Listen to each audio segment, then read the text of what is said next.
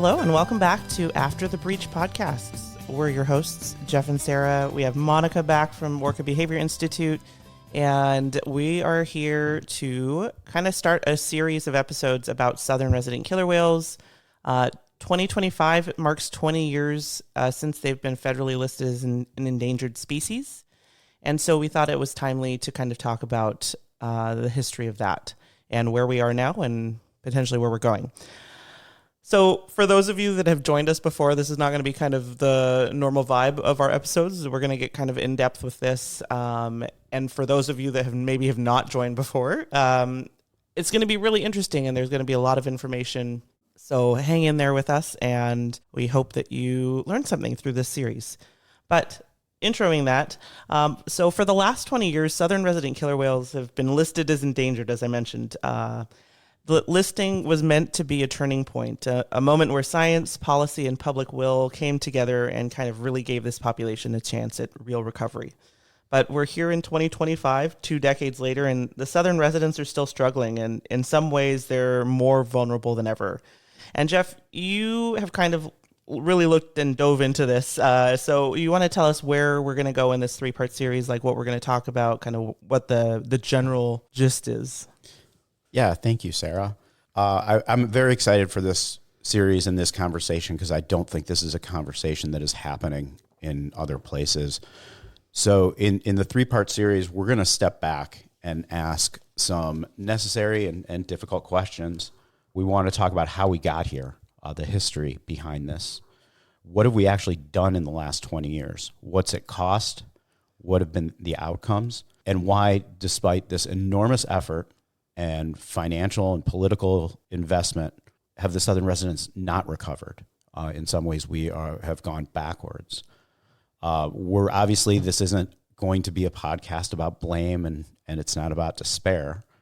It's about understanding the reality of southern resident killer whale recovery, biologically, politically, emotionally, and what the future will hold if we're serious about giving this unique population a real opportunity at a better future. Well, Monica, thanks for joining us yet again. I mean, I say this when you've come on the last few times, you're really just like our third host. So thank you for being here. Yeah, always happy to join and chat with you guys. And obviously, this is a topic very near and dear to my heart. And so I'm really excited that we're doing this deep dive. I think it's a very timely moment to be asking some of these questions and hopefully to give some folks more context for this story that they may not have been aware of up until now. So let's get into part 1 of our series. There will be 3 parts, maybe not necessarily in sequential order in terms of episode releases, but today we're recording part 1, how we got here, history, loss, and the 3-legged stool, southern resident killer whale history through the endangered species listing. If you look at the southern resident killer whale population today, it's certainly easy to feel discouraged. The numbers are low, the calf survival is inconsistent, and every loss feels emotionally heavy for all of us and certainly for them. But to understand why recovery's been difficult, we have to go back long before the endangered species listing, long before the Washington State Southern Killer Whale Orca Task Force, and long before the recovery plans. Because the story of southern residents isn't just about decline, it's about disruption, brief recovery, and a set of risks that became tightly intertwined over time. And I'm excited to talk about all this. You know, the history of this, I wasn't really part of. I was not living here. I was really not even into whales yet. But both of you lived through all this. Yeah, so kind of big picture timeline is really studies in the region on killer whales and southern resident killer whales specifically started in the 1970s. And I came into that picture in the early 2000s, which was right around the time of the endangered listing. And so I lived through that process and what has come since then. And of course, have spoken to a lot of people and studied a lot what came before then. So I've been on scene with the southern residents here, observing directly what's going on for about 25 years. And Sarah, do you kind of want to give your context in this timeline as well? Yeah, so similar to yours, I grew up in the region and have seen the southern residents and been coming up to the San Juan Islands since like 1991 was like the first year I came up here as quite a young person at the time. And since that pivotal moment in 91, we just got really like engaged with killer whales, and especially the southern resident killer whales, and spent a lot of time coming up here, seeing them, from shore down in Puget Sound, and learning as much as I could about them, but really like started kind of integrating into like our whale community around the same time as you, Monica, even though it took us quite a while to connect in person. It did. Too long, one might say. When I first started seeing the southern residents and spending time up here in the San Juan Islands, things were not great for them. They were right in the midst of the population decline that had led to this discussion about their potential endangered listing. But even at that point in time, I never could have imagined the way things were going to unfold following that, both in terms of how the whales' behavior would change and how, all the politics that would come into play regarding our trying to help them as a human community.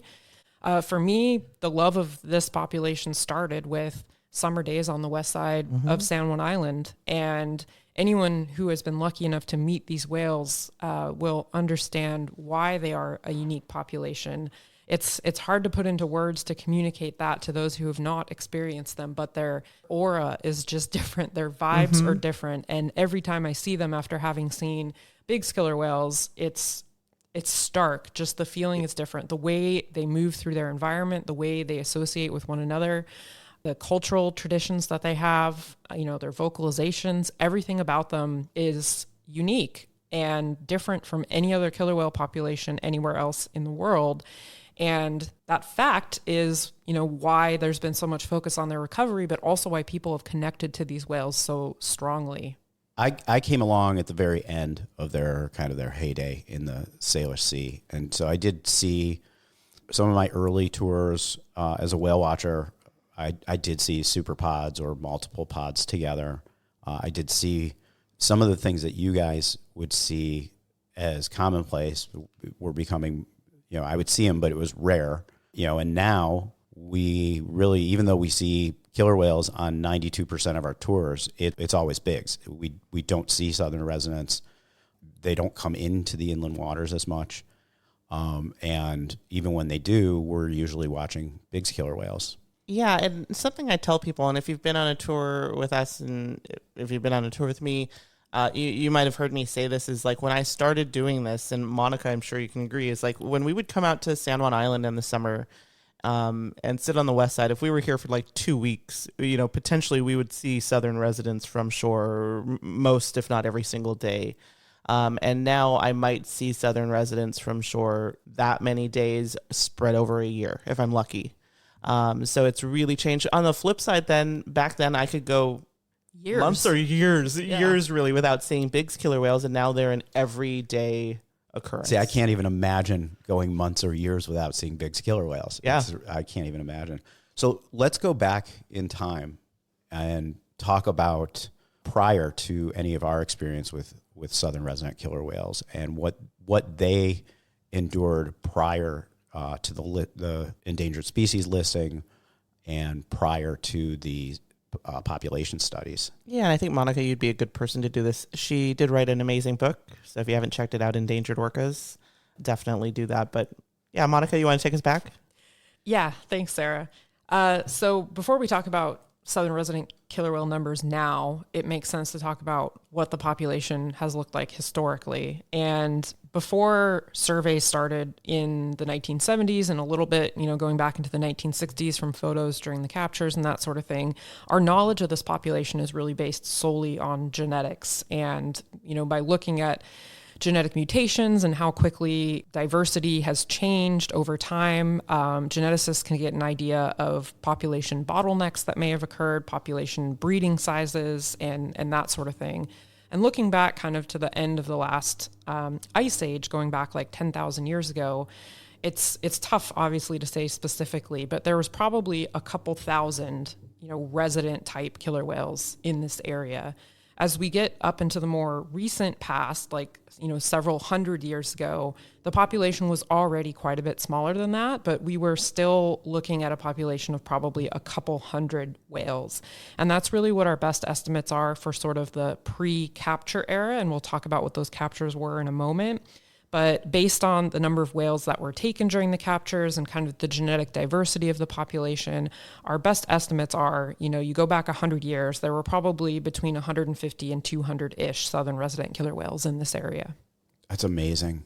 Do we know anything about northern resident numbers during that time? No.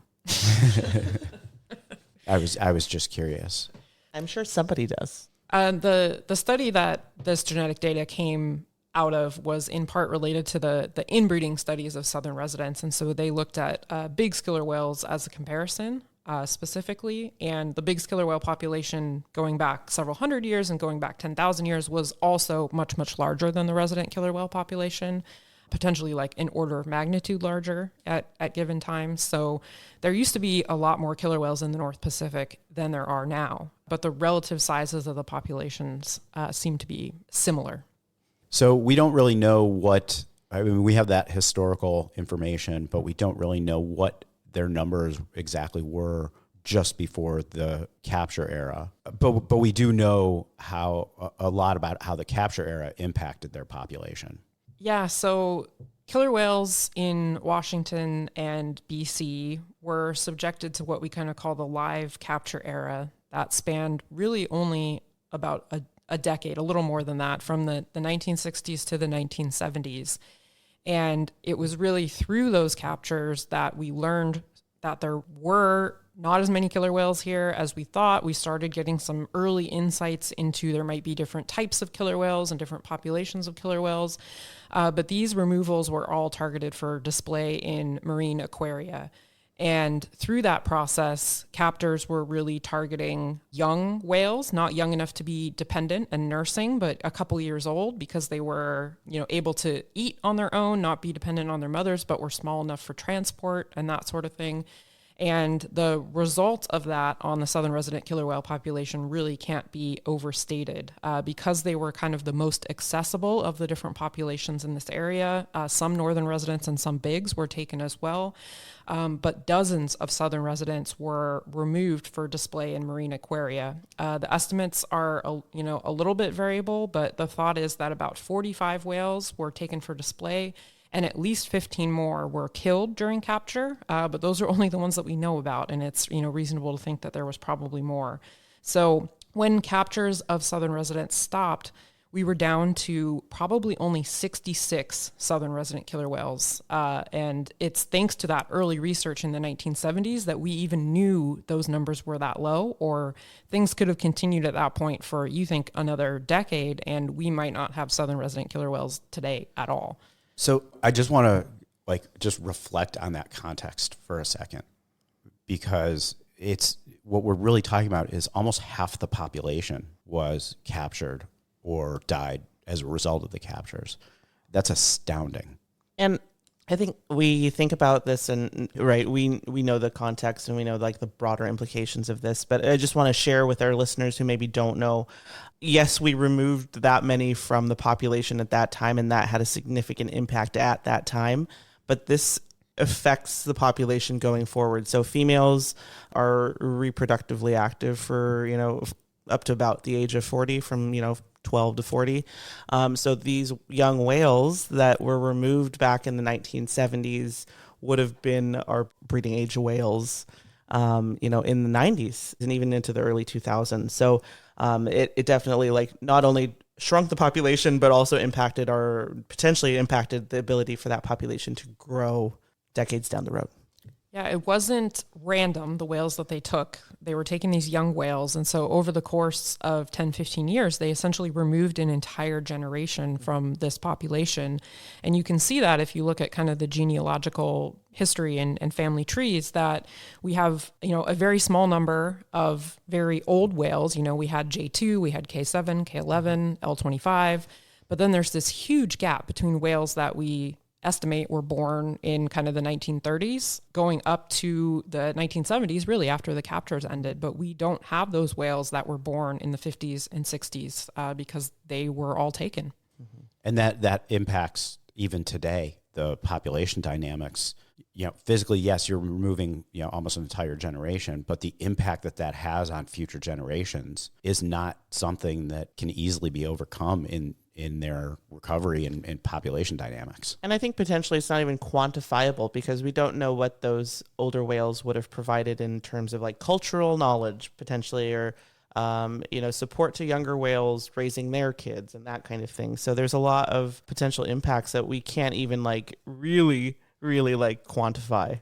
Absolutely. It doesn't just impact the numbers, but you're dealing with knowledge loss and cultural change from removing almost half the population in a short span of time. And many of those whales, if they had lived and had been left in the wild, would have been past their breeding years by this point, but they would be the grandmothers in the population that we kind of don't have right now. We have females that are just on the cusp of the end of the reproductive years that are kind of in those leadership roles. But still 50 years on, the southern residents are absolutely feeling not just the numbers impact, but the cultural impact of those captures. And just to put this in a little more context, when we're out on our tours with Biggs killer whales, some of the families that we will talk about one female like T46 and the dozens of whales in multiple generations that are traced back to T46. So when you look at 60 plus whales that were removed from the southern residents, think about how many future generations of whales that we're potentially talking about. It's astounding. And which one of those might have been the T46, for the southern residents. And we're talking about potentially 25 descendants in the population. It's heartbreaking to think of it in that context. So that was a setup for a population struggling right from the capture era. And that kind of ended in 1976, right, Monica? Or 1970 was the last. So the last Southern capture, resident? the last capture of southern residents specifically was in 1970, the famous Pen Cove capture, where potentially the entire southern resident population was present. 7 whales were, taken into captivity at that time, most famously Tokate or Lolita. But captures in Washington state continued another 6 years into 1976. And the devastating impact of that, decade or so can't be understated. But what's really remarkable to me is how quickly the mindset changed. Like, you think of how long it takes to change people's minds and kind of progress in our understanding of things. And, a lot of the things that we're fighting for now for the whales are decades-long studies or efforts. And this was really just over the course of 10 years, we went from people fearing killer whales to being so outraged at the captures that they stopped, in a matter of years. And so just having that moment in time of, closeness to killer whales changed everything about our associations with them on so many levels. But it's really thinking now, having lived through 25 years with southern resident killer whales, imagining going from capturing them to stop capturing them over the course of a decade is just a remarkable thing it must have been to live through. That kind of like, just as a side note, really like, you said something about like this moment of closeness, like encountering these whales, and we know it from spending time on shore.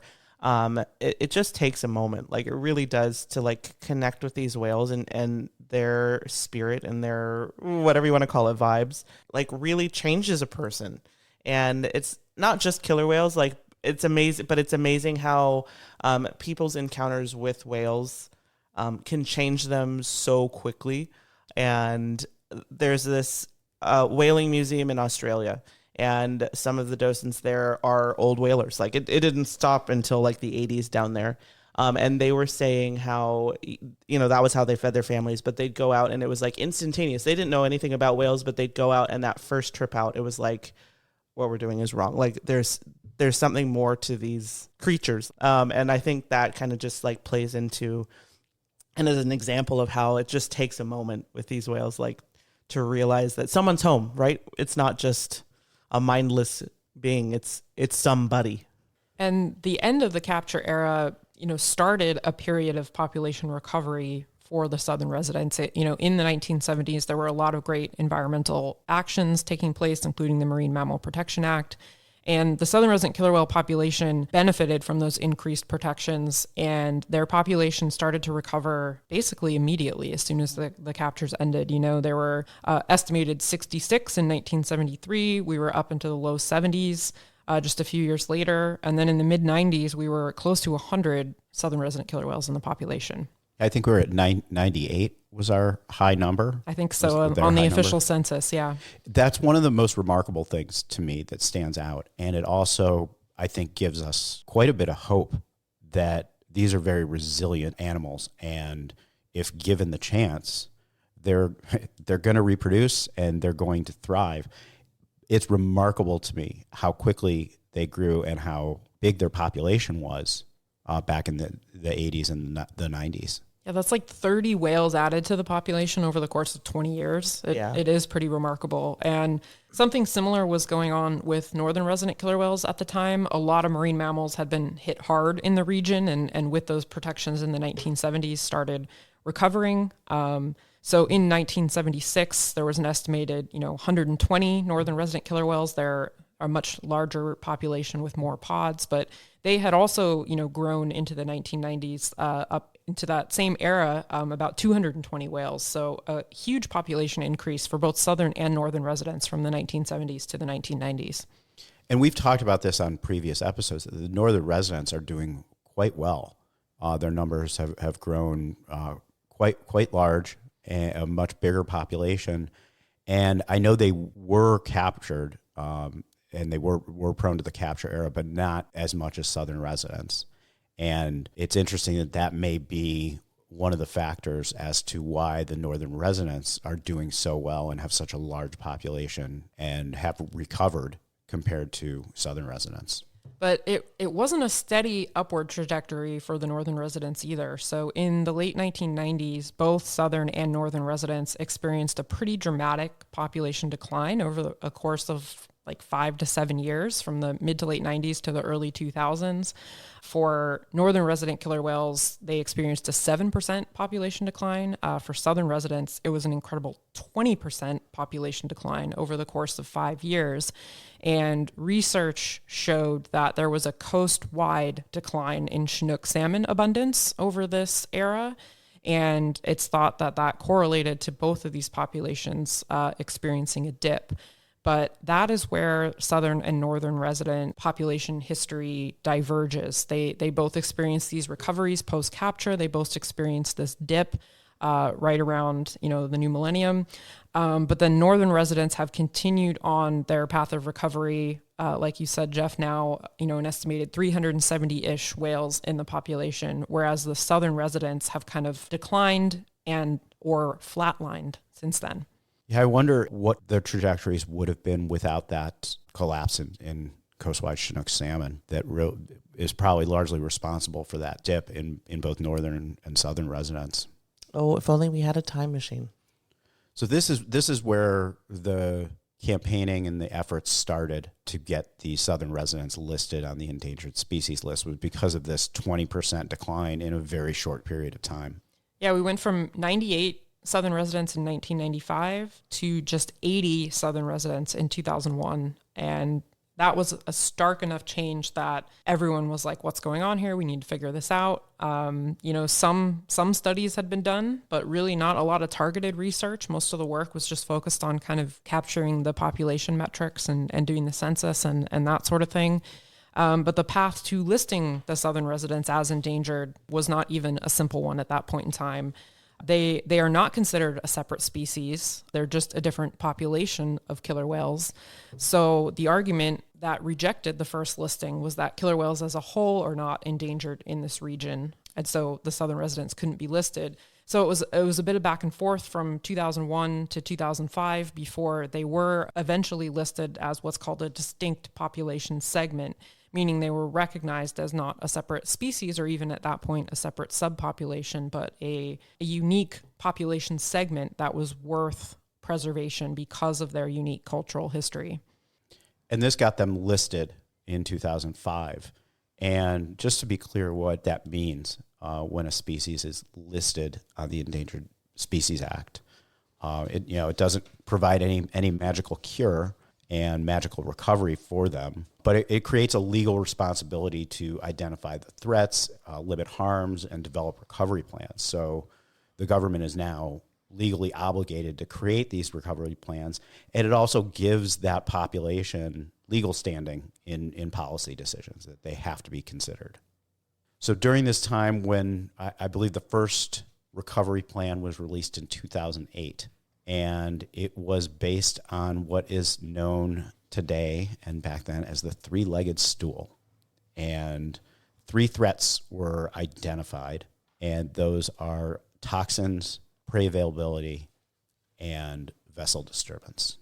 And this made sense as a starting point in terms of looking at southern resident killer whale recovery, because we had just experienced this dramatic population decline.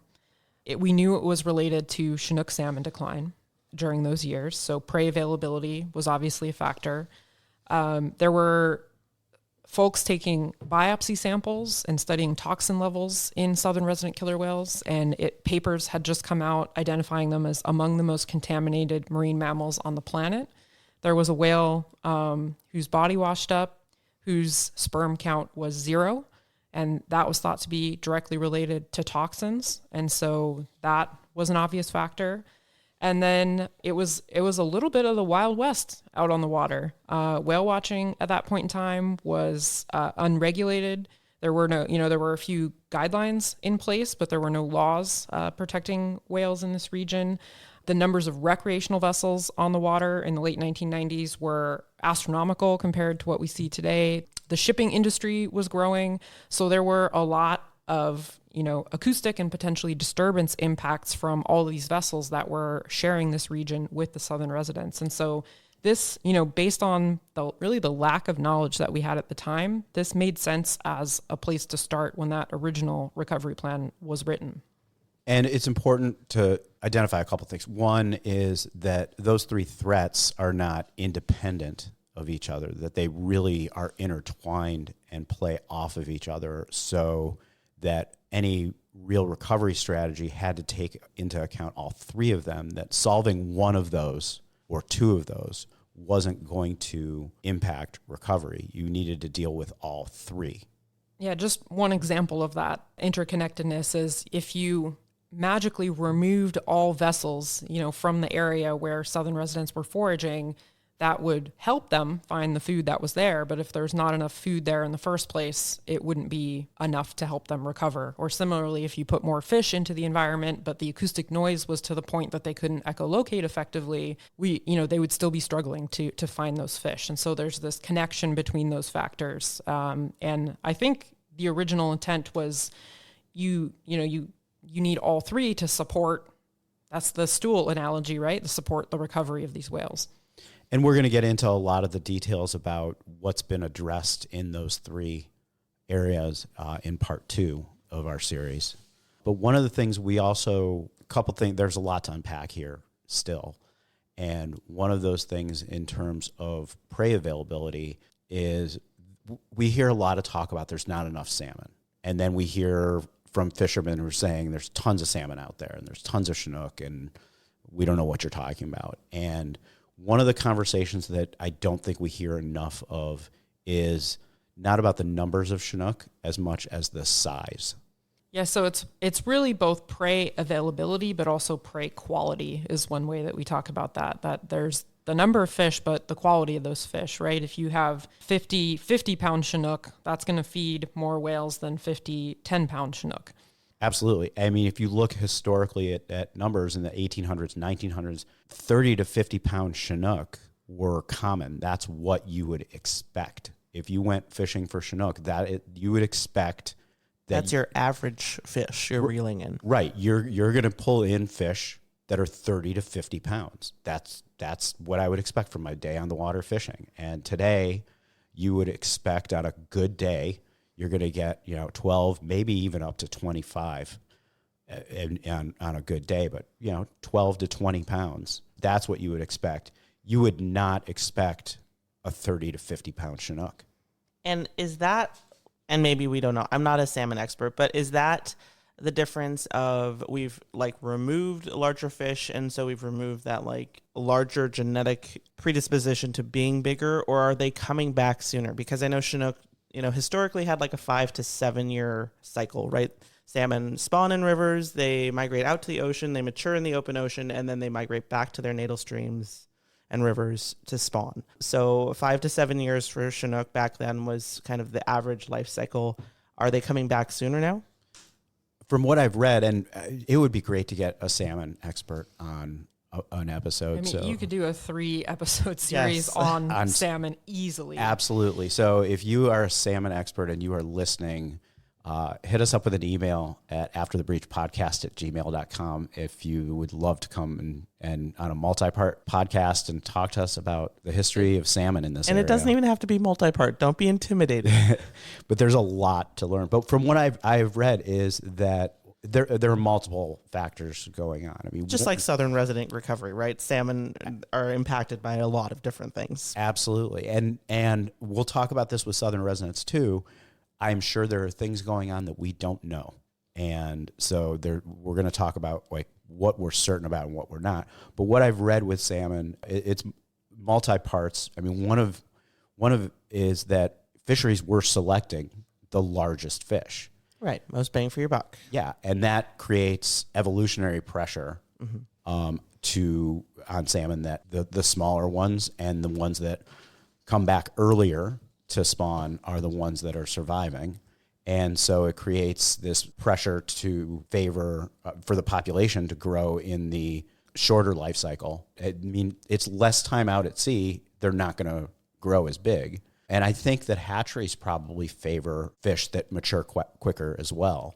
And that means not quite as big. And so we have several things going on and things that I probably don't know about that others do that are driving the size of salmon to be smaller. And then just with climate change and habitat destruction and these other factors that are impacting salmon throughout the course of their life cycle, from these freshwater streams out through the estuaries, out to the open ocean.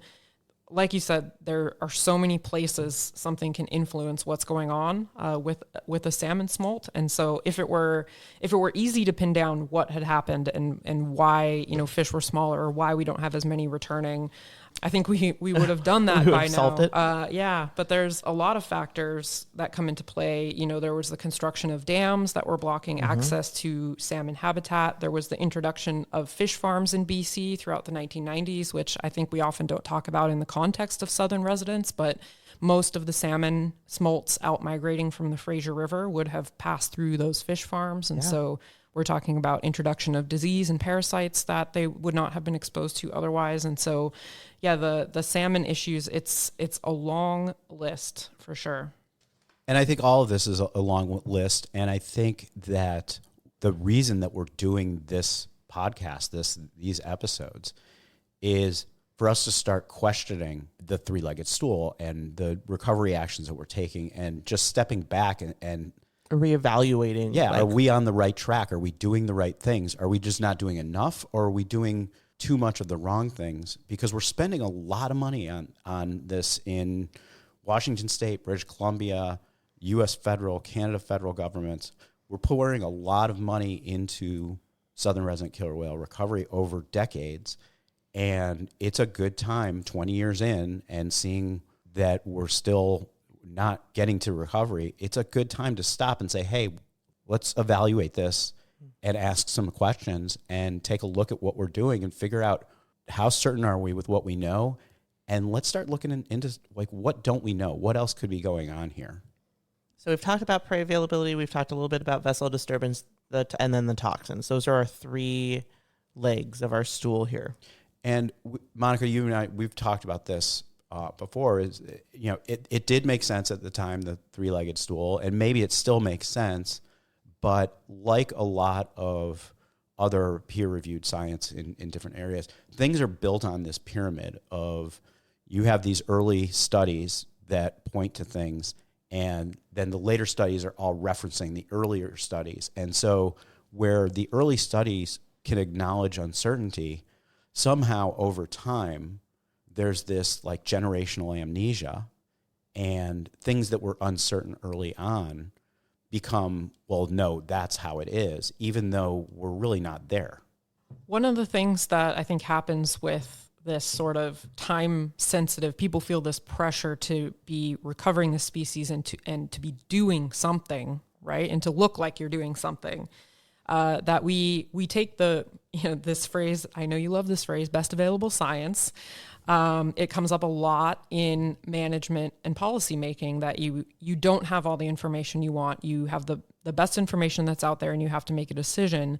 And the way the system should work is as you learn more, you adjust the management actions over time based on that increased knowledge. But it's also really easy to fall into a set framework that is not based solely on science. It's also based on, political will and political whims and lobbying from different, very powerful corporate interests that have a lot of money to sway some of these discussions one way or another. And so the way that you map it out isn't necessarily the way that it unfolds. And I think one thing that we've seen with southern resident killer whales is after their listing, there was a lot of money that went to fill some of these identified data gaps. I mean, we didn't even really have a strong understanding of what the southern residents were eating year round. We knew they were eating Chinook, but which stocks and what were they doing on the winter and even where were they in the winter was not established at the time of their endangered listing. And so we started learning a lot more. But one thing that happens is certain elements of those studies get picked out and kind of become gospel very quickly. Sometimes rightfully so. I think it's, important things that are discovered, and other times maybe because certain facts or studies fit a political narrative and that sort of thing. But my feeling is that we've lost a lot of the nuance that a lot of these initial studies, if you actually read the papers, that's in there. And a lot of these things have become facts that maybe we have learned more since then that have made it a more nuanced picture. I don't know. Does that make sense? Yeah. Yeah, and I mean, vessel noise is one of those areas where the early studies had some uncertainty, and it wasn't that vessel noise does mask. It potentially could, it may, but there was nothing definitive about it. But it has become now fact that any vessel at any distance, at any speed is bad. Yeah, that's the nuance that's missing, right? Is we know that when noise is loud enough, it can mask echolocation and communication. But in what real world conditions do those things occur? And it's difficult to measure and control all of these factors. And so we have some estimates and we have some suggestions of what might be impacting behavior. But killer whale behavior is complex. Vessel behavior is complex. The underwater soundscape, there's a lot of factors contributing to what's going on. But I think vessels, if we're talking about these terms that have kind of been thrown around a lot, the three-legged stool is one.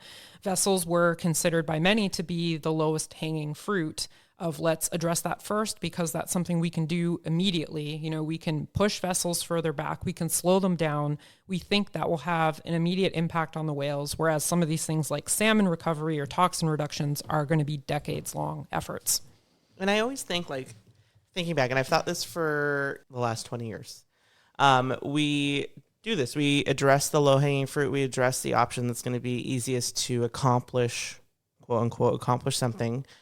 And we put off doing something that is going to take a lot more time or a lot more investment or that has more stakeholders and what have you. But 20 years have passed, and what would have been done if we had at least started small back then? The time passes anyway.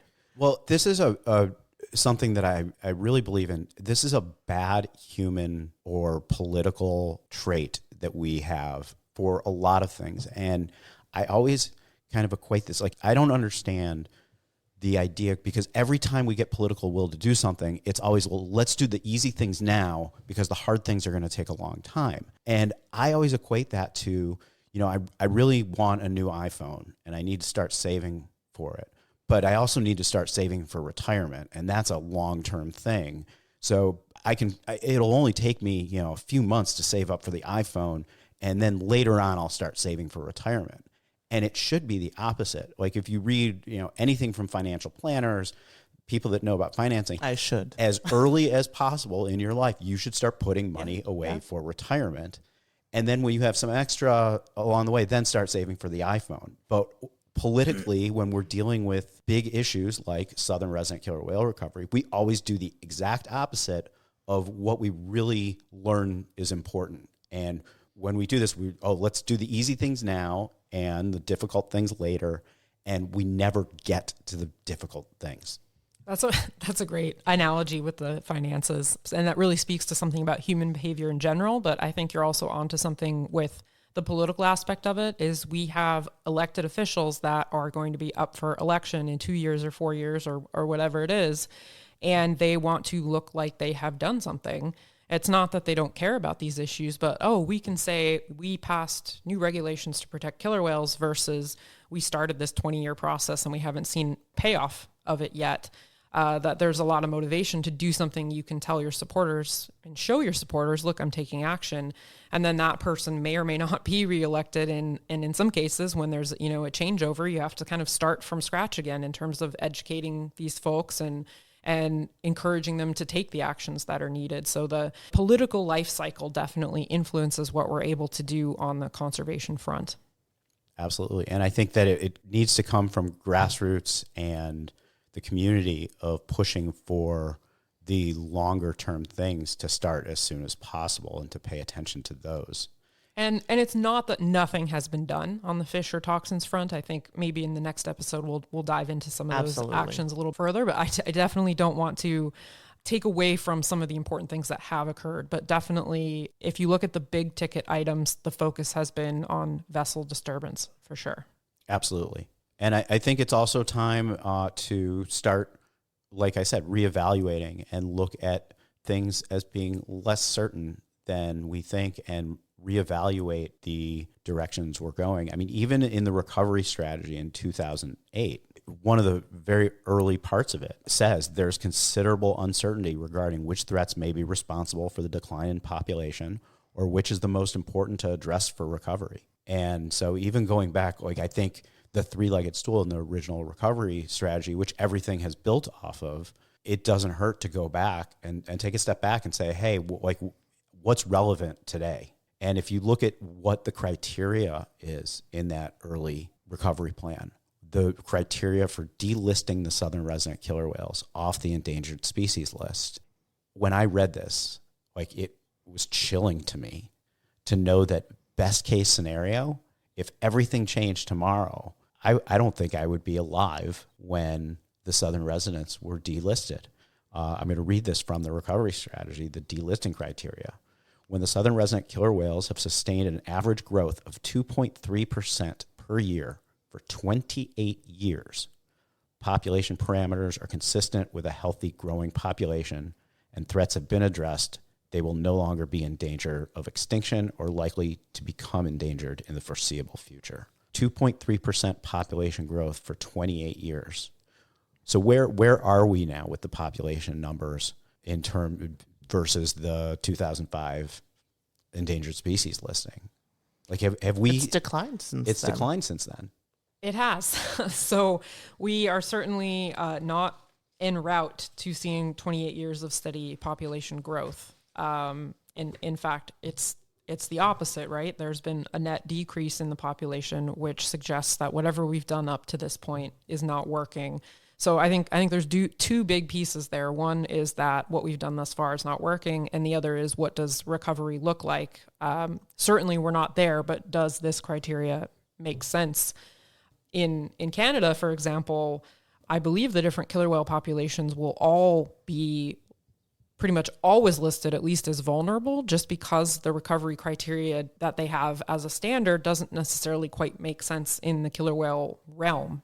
They're slow reproducing, they're very small populations relative to most species, and so to some extent they are always going to be at risk of extinction because, a single population level event could have, catastrophic impacts to them. And so really you tailor your recovery criteria to the specifics of the population that you're looking at. But it's a lofty goal and one that we are not even on the path to.